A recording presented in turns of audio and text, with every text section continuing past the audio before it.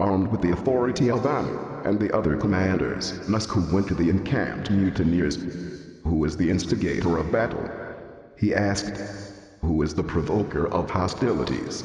The Anunnaki stood together. Every single one of us gods has war declared. We have our. In the excavations, excessive toil has killed us. Our work was heavy, the distress much. When Enlil heard Nuskus's report of these grievances, his tears flowed. He presented an ultimatum: either the leader of the mutineers be executed, or he would resign. Take the office away, take back your power, he told Anu, and I will to you in heaven send. But Amy, who came down from heaven, sided with the Anunnaki. What are we accusing them of? Their work was heavy, their distress was much. Every day, the lamentation was heavy, we could hear the complaint. Encouraged by his father's words, he also opened his mouth and repeated Anu's summation. But he had a solution to offer. Let Lulu, a primitive worker, be created. While the birth goddess is present, let her create a primitive worker, let him bear the yoke. Let him carry the toil of the gods. The suggestion that a primitive worker be created so that he could take over the burden of work of the Anunnaki was readily accepted. Unanimously, the gods voted to create the worker. Man shall be his name, they said. They summoned and asked the goddess, the midwife of the gods, the wise Mimi, and said to her, you are the birth goddess, create workers. Create a primitive worker, that he may bear the yoke. Let him bear the yoke assigned by Enlil, let the worker carry the toil of the gods. Mami, the mother of the gods, said she would need the help of Ea, with whom skill lies. In the house of Shinti, a hospital-like place, the gods were waiting. Ea helped prepare the mixture from which the mother goddess proceeded to fashion man. Birth goddesses were present. The mother goddess went on working while incantations were constantly recited. Then she shouted in triumph, I have created. My hands have made it. She summoned the Anunnaki, the great gods. She opened her mouth, addressed the great gods. You commanded me a task, I have completed it. I have removed your heavy work, I have imposed your toil on the worker, man. You raised a cry for a worker, and I have loosed the yoke, I have provided your freedom. The Anunnaki received her announcement enthusiastically. They ran together and kissed her feet. From then on it would be the primitive worker, man, who will bear the yoke. The Nephilim, having arrived on Earth to set up their colonies, had created their own brand of slavery, not with slaves imported from another continent, but with primitive workers fashioned by the Nephilim themselves. A mutiny of the gods had led to the creation of man. The creation of man, the assertion, first recorded and transmitted by the Sumerians, that man was created by the Nephilim, appears at first sight to clash both with the theory of evolution and with the Judeo-Christian tenets based on the Bible. But in fact, the information contained in the Sumerian text, and only that information, can affirm both the validity of the theory of evolution and the truth of the biblical tale, and show that there really is no conflict at all between the two. In the epic When the Gods as Men, in other specific texts, and in passing references, the Sumerians described man as both a deliberate creature of the gods and a link in the evolutionary chain that began with the celestial events described in the epic of creation. Holding firm to the belief that the creation of man was preceded by an era during which only the Nephilim were upon earth, the Sumerian texts recorded instance after instance. For example, the incident between Enlil and Enlil of events that had taken place when man had not yet been created, when Nibiru was inhabited by the gods alone. At the same time, the texts also describe the creation of Earth and the development of plant and animal life upon it in terms that conform to the current evolutionary theories. The Sumerian texts state that when the Nephilim first came to Earth, the arts of grain cultivation, fruit planting, and cattle raising had not yet extended to Earth. The biblical account likewise places the creation of man in the sixth day or phase of the evolutionary process.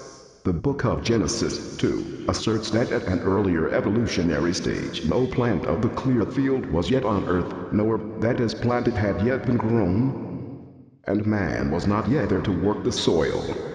All the Sumerian texts assert that the gods created man to do their work.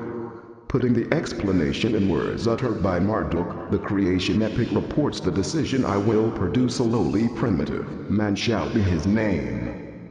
I will create a primitive worker, he will be charged with the service of the gods, that they might have their ease. The very terms by which the Sumerians and Akkadians called man bespoke his status and purpose. He was a Lulu primitive, a Lulu Amalu primitive worker, and Elohim laborer. That man was created to be a servant of the gods did not strike the ancient peoples as a peculiar idea at all. In biblical times, the deity was Lord, sovereign, king, ruler, master.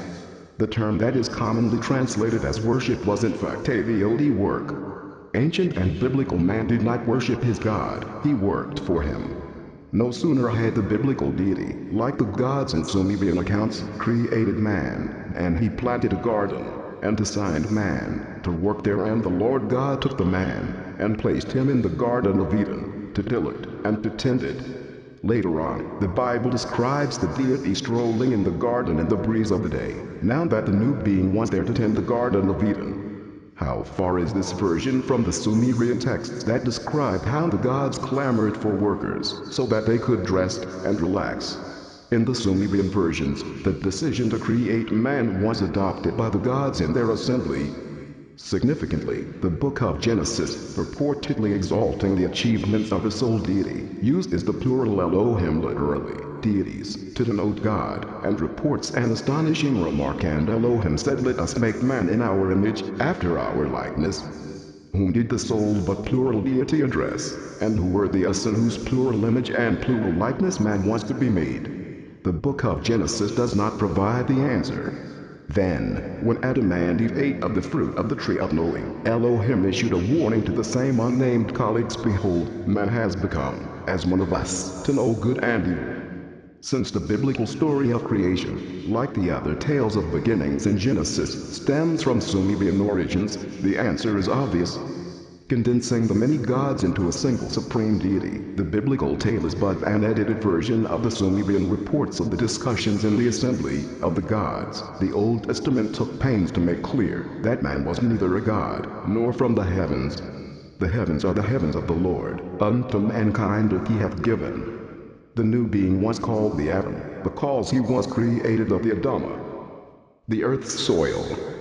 He was, in other words, the earthling, lacking only certain knowing and a divine span of life. The Adam was in all other respects created in the image, selem, and likeness, the MUT of his creator. Use of both terms in the text was meant to leave no doubt that man was similar to the goddess both physically and emotionally, externally and internally. In all ancient pictorial depictions of gods and men, this physical likeness is evident. Although the biblical admonition against the worship of pagan images gave rise to the notion that the Hebrew God had neither image nor likeness, not only the Genesis tale, but the biblical reports attest to the contrary. The God of the ancient Hebrews could be seen face to face, could be wrestled with, could be heard and spoken to. He had a head and feet, hands and fingers, and a waist.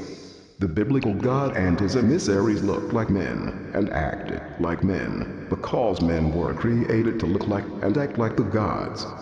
But in this very simplicity lies a great mystery. How could a new creature possibly be a virtual physical, mental, and emotional replica of the Nephilim? How, indeed, was man created? The Western world was long wedded to the notion that, created deliberately, man was put upon earth to subdue it and have dominion over all other creatures. Then, in November 1859, an English naturalist by the name of Charles Darwin published a treatise called On the Origin of Species by Means of Natural Selection, or the Preservation of Favored Races in the Struggle for Life. Summing up nearly 30 years of research, the book added to earlier thoughts about natural evolution the concept of natural selection, as a consequence of the struggle of all species, of plant and animal alike, for existence. The Christian world had been jostled earlier when, from 1788 on, noted geologists had begun to express their belief that Earth was of great antiquity, much, much greater than the roughly 5,500 years of the Hebrew calendar. Nor was the concept of evolution as such. The explosive earlier scholars had noted such a process, and Greek scholars as far back as the 4th century BC compiled a